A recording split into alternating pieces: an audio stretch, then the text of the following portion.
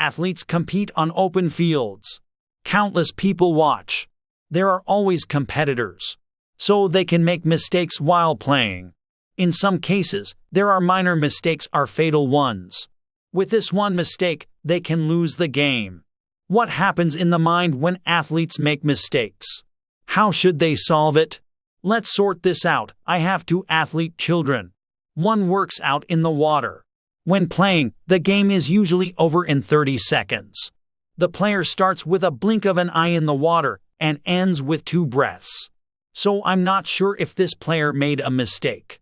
You don't know unless you're an expert. However, other children run on the playground for as long as 90 minutes. I can see it with my eyes, so I can see what kind of mistakes I make. Most other people know this mistake. Then, what happens in the mind when players make mistakes? How should players, guardians, and leaders solve it? Let me think about this. Let me think about the mistake first. For example, in a soccer game, 22 players compete in one stadium. Each moment, 22 players create a different situation. There has never been the same situation. It's an endless series of unfamiliarity, clumsiness, and hopelessness in the mind. He has to get through this, like an explorer going step by step into the unknown. The situation itself is different from moment to moment, so the soccer player acts with the best judgment. In this case, the judgment can be wrong and make a mistake. The judgment is correct, but the actions do not move as you think, so you can make mistakes. Let's look at the mistake from the other side. From the perspective of the audience watching. It's a comfortable term. It is a term used by a leader or a broadcast announcer. That's what they say as a result. It's not a term used by players. It is a term that is based on performance. It's a term for people who only move their heads. From the perspective of a player who plays in the field, he moves with his body and executes it himself. Run them one by one. I do it with all my might. The term mistake is not correct here. I'm not used to it. It's the result of acting once in one way. Based on data from this experience, it is a process of endless search for better ways. It needs to be redefined as the journey to find a stable way. If you define it this way, you will feel free without being weighed down by the heavy word mistake. Then you're going to be willing to try a lot of different methods, like this one, a little bit of a risk, a lot of a risk. When you try, you have to be based on the desire and confidence to challenge. Now let's consider the weight of the term mistake. The image that comes to mind in this term is laid out in a sense of less distant human beings, low-quality human beings, embarrassment, inferiority. This is usually the image of an athlete's mistake in Asia. Don't make a mistake, you're in big trouble. If you make a mistake, you're a less bad player. It's a stupid thing for a player who can't make mistakes. This belief is underlying. Athletes already have this mental system in place. It has become a chronic habit. It's been built for a long time. It's an Eastern way of thinking that has lived a collectivist life. This belief has been passed down from generation to generation. So when you make a mistake, you automatically get complicated in your head. Demean yourself, blame yourself, and be confused. Let's look at the mistake from the other side. If an athlete makes a mistake, they don't try to take on new challenges anymore. He doesn't want to be a less distant human being. That's why I only act stable and familiar. I already have fear in my mind. If you make another mistake, the mental system quickly collapses in your mind. Let me write a series of thoughts that unfold in your mind. I made a mistake. I'm a bad player. I'm going to keep making mistakes in this game. I'm not going to let the manager play the next game by mistake now. My colleagues will curse at me. I'm sure the manager will curse after the game. Then my soccer life will end. I'm old now. But there's nowhere to go. Then you can't even want to be a player. Isn't my soccer life a tragedy? Too, in my mind, thoughts keep happening with my tail on my tail. This idea is contagious to my feelings and will. It connects to the tiny cells in my nerves. Eventually, they are attracted to this idea and concentrated in incompetence and misery. It absorbs everything in one moment, Like a black hole, it's a small sucker, it's a big sucker in this case. When the athlete himself is in good condition, even a big mistake can cause less damage. However, when he is not in good condition, even the smallest mistake gives him a great shock. So what kind of mindset should this athlete have when he makes a mistake? First, instead of using the term mistake, the player should organize it as an attempt to find a better process. The term itself must be reinterpreted. This player has to change to this term to be more free in his mind. And the pressure is reduced. This term makes a lot of changes in your mind. The second is a reinterpretation of the term itself, of mistakes. Don't make mistakes. This isn't it, I can make mistakes at any time. But I'll fix it quickly, I will never make a mistake. Not this, but I can make a mistake anytime. But I will fix it quickly, I'm 100% going to be perfect. Not this. I'm a human being, so I can't be perfect. I'm just going to try hard. In fact, athletes have better physical abilities than ordinary people. But it's not Superman or God. It's not even a phoenix. No matter how well you practice, you are bound to make mistakes at any time. This player is not a god to avoid mistakes. But I will never make mistakes. I should not make mistakes. I will do 100% perfectly. He always believes in these standards, but he makes a mistake at some point. He can't help but make mistakes. In this case, Lee himself does not know what to do in this situation. He gets flustered. This player looks at himself strangely as to why he makes mistakes. When he is a human being who does not make mistakes. You will never make a mistake with yourself. As long as you hold on to these ideas and beliefs, it will only get worse. So the next step in overcoming a mistake is to change the standard of thinking I can make a mistake at any time. I am a little better than the average person who is bound to make mistakes at any time. I can make mistakes at any time, no matter how hard I try. How do you feel about this standard in your mind? Don't I suddenly feel weak and vulnerable? For an athlete, the word vulnerable, weak is a word that you don't want to think of in your mind. But please look at the reality, not the ideal. Any athlete can't always be 100% perfect. Even a 100% perfect body can make mistakes. You can make mistakes at any time, so the standard has to change with these ideas. If you are currently stressed by a mistake, or even if you have not made a mistake, you should change it to this standard. That way, you can easily overcome your mistakes. First, you have to have a very normal idea. That way, you can see the way. Third, when you make a mistake that is already embodied, it is a training that quickly breaks the negative link of thinking in your mind. You have to cut it off when you make mistakes during the game. If you think of mistakes in your daily life, you have to cut it off again. This doesn't break with thought, but requires continuous training. Usually, players judge that they can quit with thoughts. But just like exercising every day, these negative thoughts don't break if you don't constantly train. Also, even if I worked hard until yesterday, if I don't do it today, I'll go back. If you've been an athlete so far, you'll have a way to manage your mind when you make a mistake. However, there will be no definite answer. You've tried this method, you've tried that method, or you can just pass it by. The reason there is no definite answer is that the idea of this failure continues to rise out of my mind, out of control. This athlete, his own child, continued to blame and criticize himself for what he usually does when he makes mistakes. And he tries to fix it. It fixes to a certain level, but it doesn't fix anymore. That's the pattern so far. I understand that the reason why I couldn't fix this idea is that I just need to have the belief that I can do it with my own will. I believe that if you have this belief strong, it will be fixed. And I challenge myself, but not above a certain level. I give up because I can't. If you try to get the belief that you can do it, you have to be there from beginning to end. You have to be there consistently. You have to be full from start to finish. But at some point, when you're tired, your belief that you can do it weakens. If you make a mistake, you'll immediately be overwhelmed by your frustrating thoughts. And the leaders and the seniors and juniors taught me. I simply thought that this would fix it. But it doesn't really fix it. Only a few people have been fixed.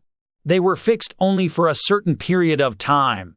Ordinary people cannot. If an athlete is currently under stress by mistake, he or she will be in pain because he or she is constantly in the midst of the following thoughts in his or her mind. Why did you make a mistake when I worked hard? Don't mistakes come to lazy people or those who don't try. I have to overcome my mistakes. Quickly, I made a mistake because I didn't pray. I made a mistake for God to punish me.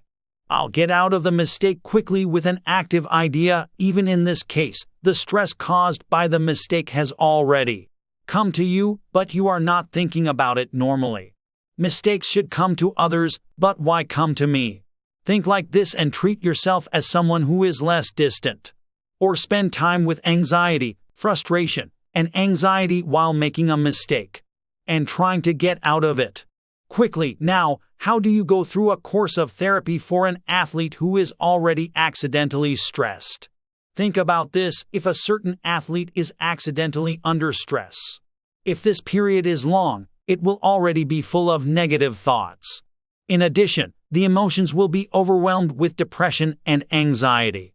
This will get transmitted to every corner of the body, causing the muscles to stiffen.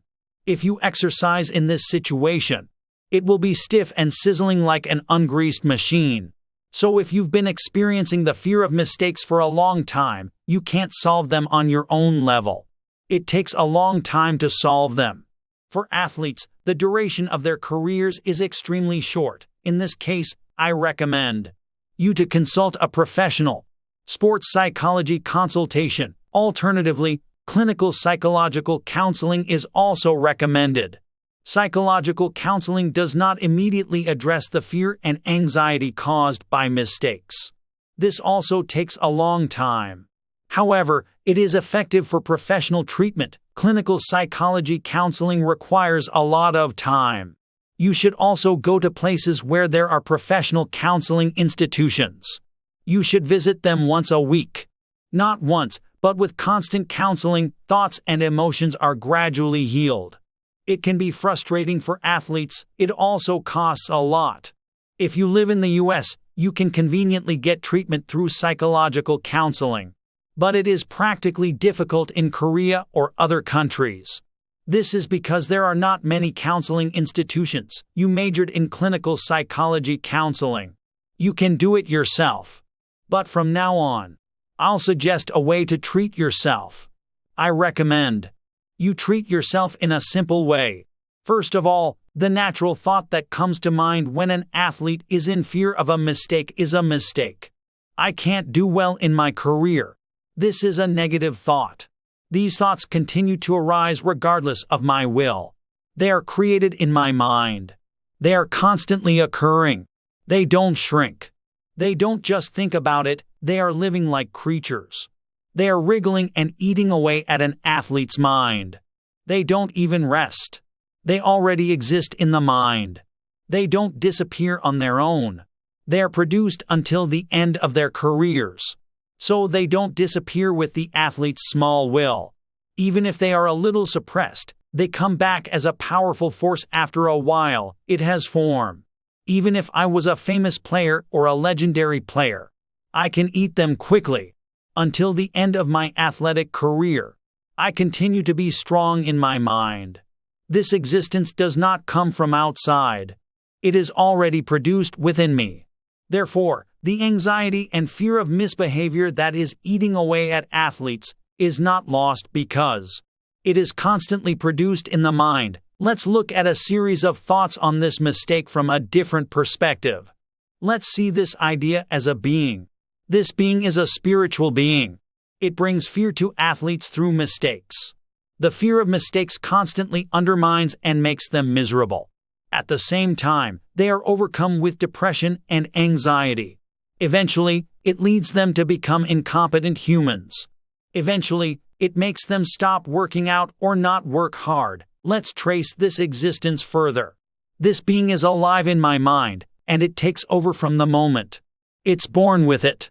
But humans can't even know this being. They can't even win. I don't believe that this existence exists either. Only in the Bible has revealed that this existence is a devil. The devil leads man to ruin. And God knows this human condition and gives a name to beat this being. The name is Christ and it is Jesus. Therefore, the equation that Jesus is Christ arises. God gave a name to beat this being. God gave a name to win the battle. Because this being constantly destroys humans in the human mind. Here, I am greatly exaggerating and destroying the athlete's small mistakes. Therefore, I am Christ. We must fight against this being in this name. If you stay still, this being will not disappear. You gave me a name to actively break. When I present this information, a quick-witted athlete will think that they can call the name of the God they have believed in so far. However, those gods cannot beat the negative thoughts and existence that arise when you make mistakes in your mind. So far, when you pray, you have asked God to help you. Didn't I say this? Didn't you pray while giving a gift to God? However, even if I pray to the God I believe in, I cannot beat the negative thoughts, influences, and existence that constantly rise deep in my heart. Because your God cannot beat this being. It is not solved by praying, crying, and shouting. God did not let man be miserable. He did not make him cry every day. He gave me a name to break this very existence. He gave me his name to step on the head of this being. He gave me his name to conquer. His name is Jesus. Who is Christ? Now Jesus applies Christ to the fear of the athlete's mistakes, and let's see what benefits he has. First of all, you don't have to go to counseling center. You don't have to pay for counseling. I don't have to take the time to go anywhere. I can use it when I'm alone, late at night, when I need it. No interference from anyone. You can do it alone. You can do it in your sleep, or in the morning. You can do it lying down or on the road. If you feel like it, you can do it or you don't have to. There is no coercion. But the faster you do it, the more effectively it can be resolved. You don't have to cry and complain to another God. You don't have to give another God a gift. You don't even have to go there. Always help God in fear. No need to say, the method is very simple. All you have to do is do it like this. The existence of a division that brings fear from mistakes in my mind and controls me with negative thoughts. And powerful power, Jesus is the name of Christ whose head will be broken. You can open your eyes and declare it like this. If you're at it, you can hold on to your chest and declare it. If this is complicated, then Jesus is Christ. The division that gives me the idea of falling into the fear of mistakes is to be broken. You can do this, and in normal times, Jesus can confess to Christ. And he can do this during the game. This is because negative thoughts from mistakes are constantly coming out of my mind. Instead of shaking your head every time they come up, instead of turning away, Jesus shouts for Christ. So every time you make a mistake, or even if you don't make a mistake, what happens when Jesus confesses to Christ or cries out in my heart? First of all, you are not deeply obsessed with negative thoughts caused by mistakes in your mind. If I used to have negative thoughts with my tail and sway my mind, now it's diminished. The more you do, the less negative your thoughts fade or your power becomes. I can't control my mind strongly. Then the positive thoughts that were originally in my mind come to life. They grow. It manifests itself as an action because the willingness to do it grows. As anxiety, depression, and anxiety decrease, the facial expression brightens, and the activity of the nerves and body becomes normal. Jesus also confesses to Christ and finds that this negative thought in my mind is not just an idea. It's not a thought. It's a powerful being. I realize that. I have deft control in my mind. If Jesus keeps calling Christ, he experiences the power of this name. As we become more experienced, we find that the name Christ is the name that God exists, the wisdom of God, and the devil's least favorite name. When Jesus experiences the power of the name Christ, He doesn't just apply to the athlete's fear of mistakes. It will be applied to more parts. You will be able to open your eyes to maximizing your mental strength, challenging difficulties, ways to beat competitors, ways to maximize your performance, and so on. Athletes constantly practice to become professionals and more famous athletes today. How quickly do you solve negative thoughts caused by mistakes in order to show 100% of your ability? It depends on how much more positive thoughts you develop.